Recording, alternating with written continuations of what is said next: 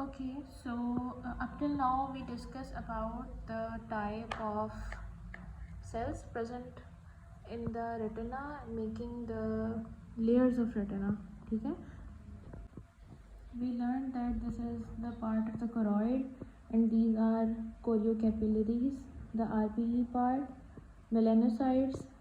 Inside of it are melanosomes, the receptor part, and we learned about the synaptic cleft, a spherule in the case of rods, and pedicle in the case of cones. And then these are bipolar cells having two poles, one connecting to the photoreceptor cells and the other to the ganglionic cell layer. One bipolar cell serving one cone, but single bipolar cell can serve to multiple rods. Next to it, we had ganglionic cell directly giving output to the central nervous system.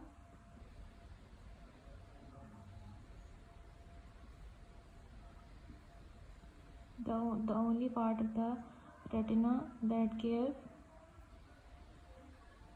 output to the central nervous system.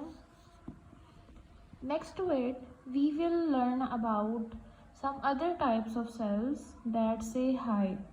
The hi cells that are communicating inside of these layers of retina that are present in between these layers.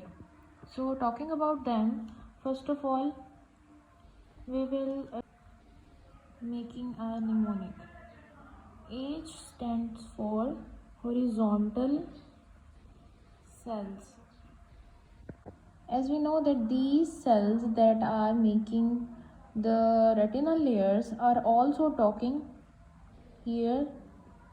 The photoreceptor cells are talking to the bipolar cells, and the bipolar cells are further talking to the ganglionic cells, and the ganglionic cells are further talking to the central nervous system, conducting the output.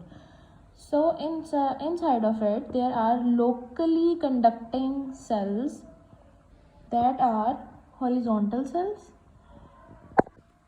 The current flow when the light falls from the inner part to the outer part of the retina, the current move radially like this.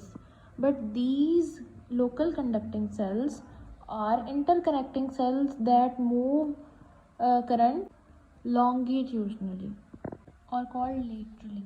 So these are present here, serving like this. These are horizontal cells present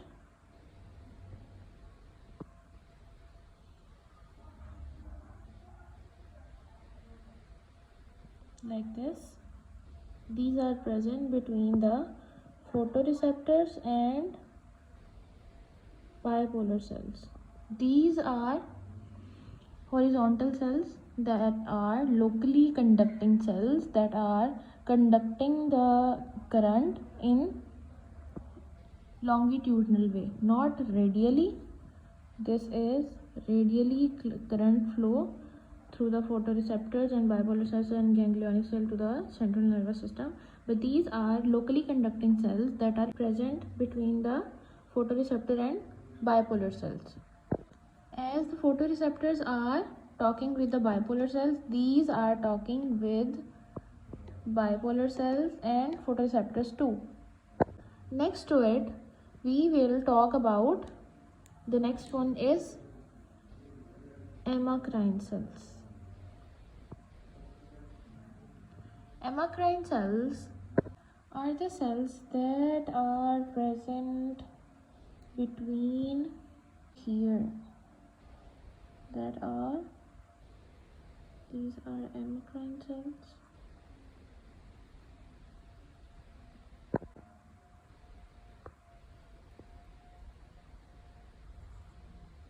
Like this.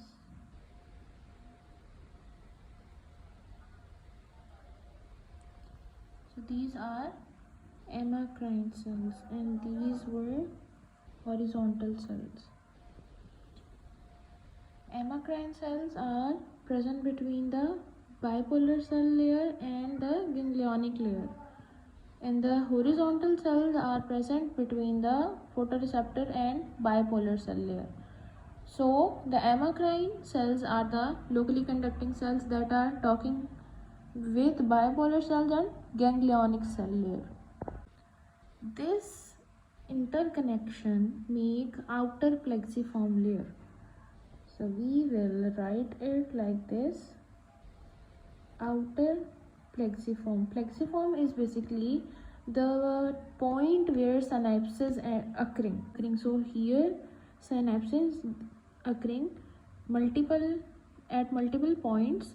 So this is called outer plexiform layer, while this is called inner plexiform layer, as multiple synapses are also happening here.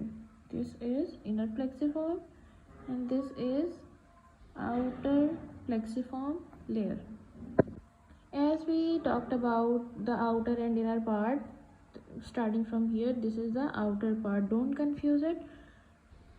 This is the outer part, the RPE part, and inside of it, this is the neural part, photoreceptor part, synaptic cleft of rods and cone, and then the neural part. So this is outer retina, outer side, and this is inner side. Adding one more type of cell to it are interconnecting type of cells.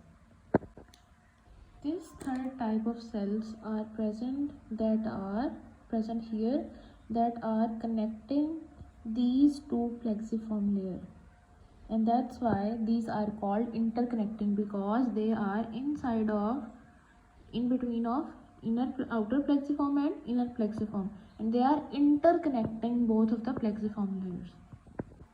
And these interconnecting cells, the flow of current will be, they do not flow the current radially, they do not flow the current longitudinally or laterally, they flow the current in reverse direction. The interconnecting type of cells are the cells that are present between outer plexiform layer and inner plexiform layer, and the direction of the current is in reverse, so that these both layers can communicate with each other through the help of interconnecting cells. So if drawing here the eye, this was the sclera, inside of it is choroid,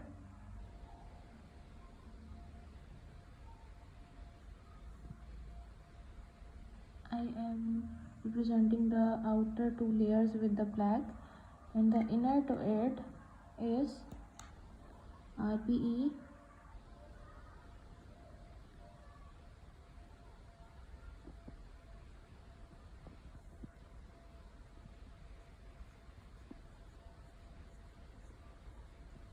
and this is choroidal bed. We will make choriocapillaries. This is choroidal bed having choriocapillaries in it, and inside of retinal pigment epithelium is neural retina.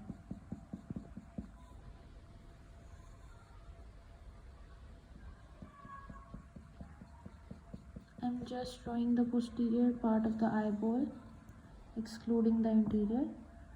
So I just put this part into here. I took this part and presented here. This is the inner part, this part lies here, and this RPE lies here, and this is choroid. When light falls, it passes from the cornea to the lens and then it come here. This part of light fall here and then is till here. This part of retina, the neural part, is totally transparent, so the light can be transported to the last most part of the retina, outermost part of the retina, last most layer of the retina, RPE. The neural part of the retina is totally transparent to make the light transport to the last layer, while the RPE is the most pigmented layer that make most of the absorption of light. So there will be no conduction of light after this RPE. As we talked about here, that there are present melanocytes and melanosomes inside of RPE to make maximum absorption of light, and there will be no scattering of light, so that there will be a clear image formation. So if we talk about the transmission of light to the outermost part of the retina, how the current will be flow. The RPE, from the RPE it will go to the, this is photoreceptors, bipolar cells, ganglionic cell layer. Photoreceptor, bipolar cell, ganglionic cell layer, and then to the central nervous system. Radial flow of current, photoreceptor, bipolar cells and ganglionic cell. Photoreceptor, bipolar cells and ganglionic cells. So up to now we talked about the type of the cells making inner layer of retina, the type of the cells, local conducting cells present in between the layers of retina that are making communications, intercommunications, and after that we talked about the type of the current flow, radial when the current is conducting to the central nervous system, and these both are conducting the current in longitudinal or lateral, while the interconnecting cells that are connecting outer plexiform and inner plexiform are conducting the current in reverse direction, so that the both plexiform layer can communicate. After all this, we will talk about the type of neuroreceptors. All of these cells are do release when they form synapse or when they conduct. So we will first talk about the neurotransmitter of the photoreceptors. The neurotransmitter of photoreceptors are glutaminergic. They release glutamate as their photoreceptor.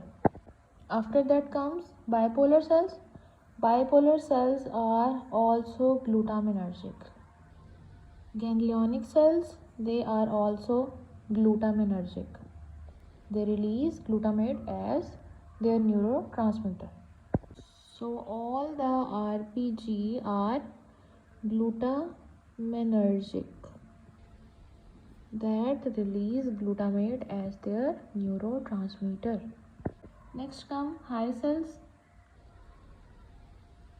Horizontal cells are GABAergic. They release GABA aminobutyric acid as their neurotransmitter. While the amacrine cells are not highly specific, they are GABAergic, they are glycinergic, releasing glycine as their neurotransmitter. They are dopaminergic, using dopamine as neurotransmitter and also cholinergic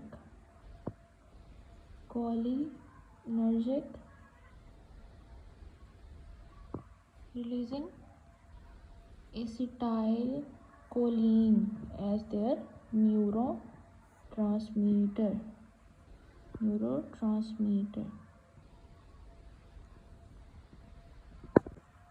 So all the RBG cells are glutaminergic. Horizontal cells are GABAergic and amacrine cells are GABAergic, glycinergic, dopaminergic, cholinergic, releasing glycine, glutamic butyric acid, glutamate, aminobutyric acid, dopamine and acetylcholine as their neurotransmitters. So making a quick summary about the current flow between the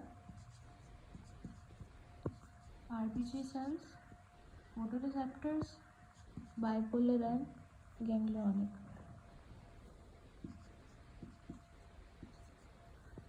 So the current flow will be like this. This is radial current flow. Here present what? Longitudinal flow of current by the horizontal cells.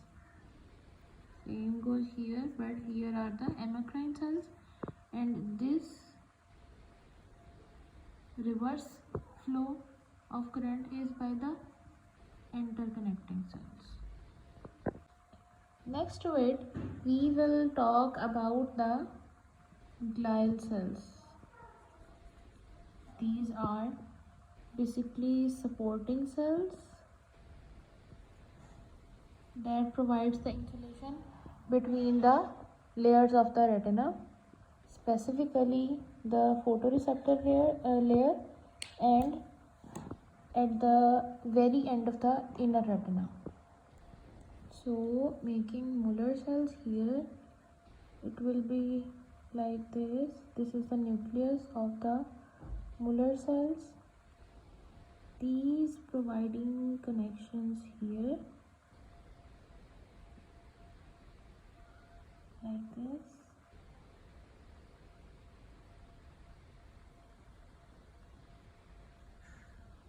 Making a lamina here. This is making a lamina here. This basically provide the insulation. What is the purpose of the insulation? As we know that they cause electrical activity by changing the chemical to electrical activity by the synapse that occurs in the brain and making into electrical activity.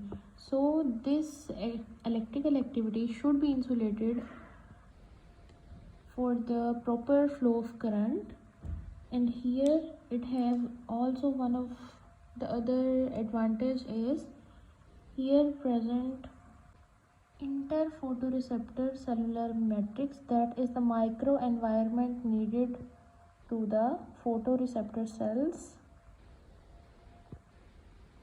and that is being protected by the lamina that is being formed by the Muller cells. This lamina is adhered here by the zona adherens.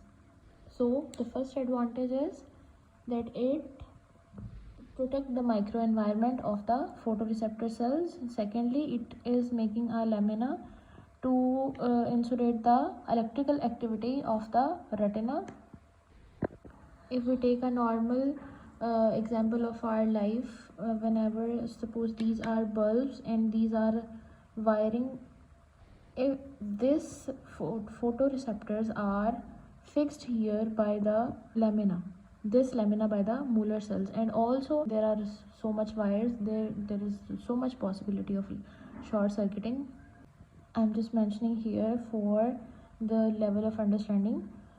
So there should be some insulation for the proper electrical activity of the photoreceptor cells and the current flow to the central nervous system in the neural part of the retina.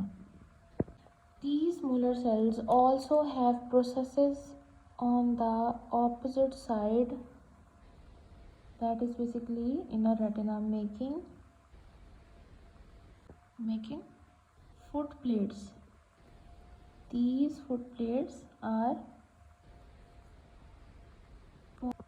this is vitreous here, so the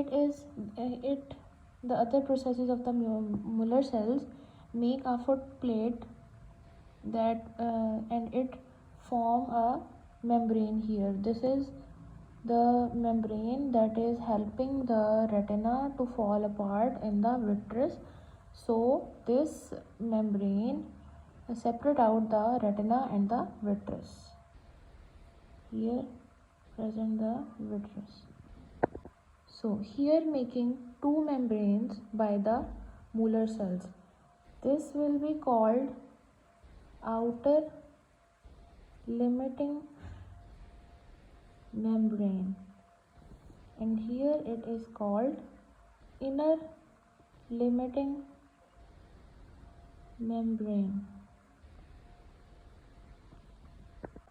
So up to now we have covered about all of the layers, so we will make a quick summary of it for the revision and naming the neural layers, naming the retinal layers. Up to now we have learned about all of the layers of the retina. Here I will name them. So making a quick review about all of the layers of the retina. We had photoreceptor cells,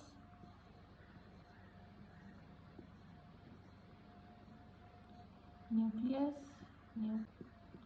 and then the synaptic cleft, spherule in the case of rod, and pedicle in the case of cones. Next to it was the bipolar cells. They were like this.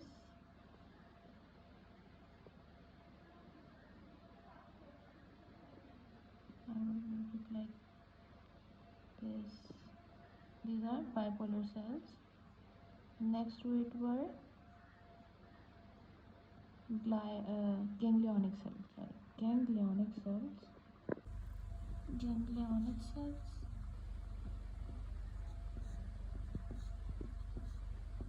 What are these ganglionic cells?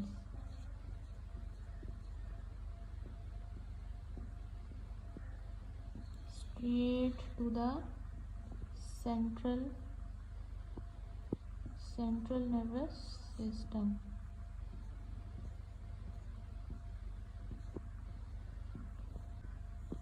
So here we had what? Horizontal cells. Here we had what? Amacrine cells.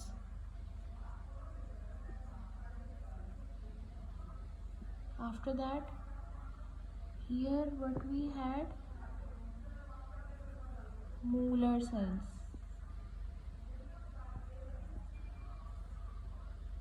Molar cells giving processes to the photoreceptor cells, making a lamina here for fixation of photoreceptors in their place and insulation. The other process make what? Foot clefts.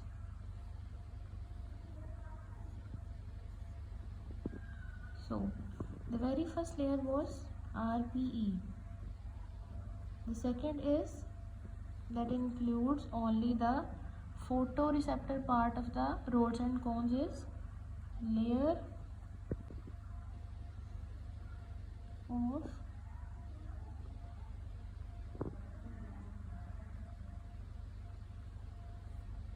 RPE,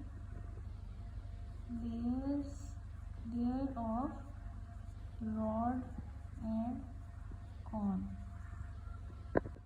Next to it is this layer, What is this?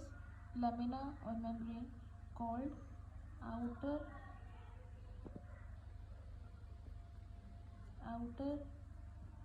limiting membrane. Next to it is nucleus of the, sorry, I can't make it like this because I have to highlight it, the plexiform, like this. So here was the nucleus of the photoreceptor, so we will name it as the nuclear layer. This will be called outer nuclear layer. Next to it, we will just write it like outer nuclear layer. 1, 2, 3. We can label it upward. Outer nuclear layer. Next to it, we had plexiform.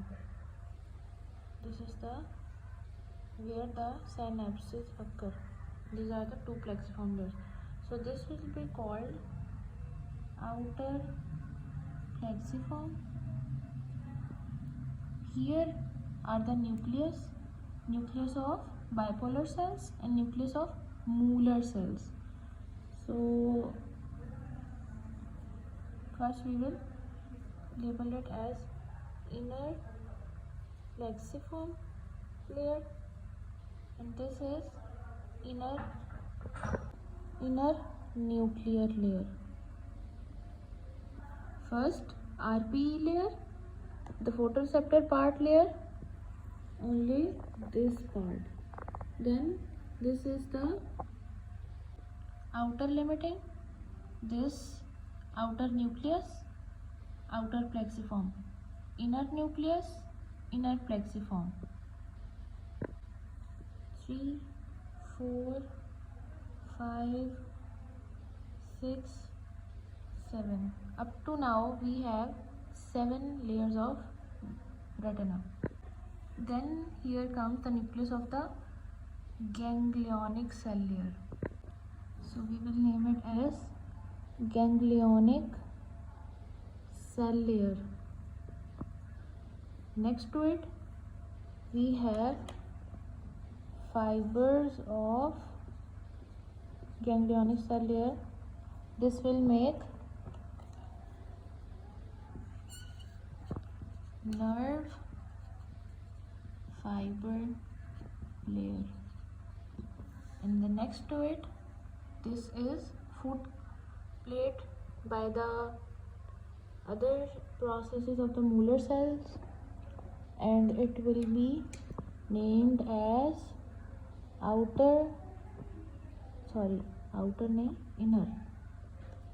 inner limiting membrane.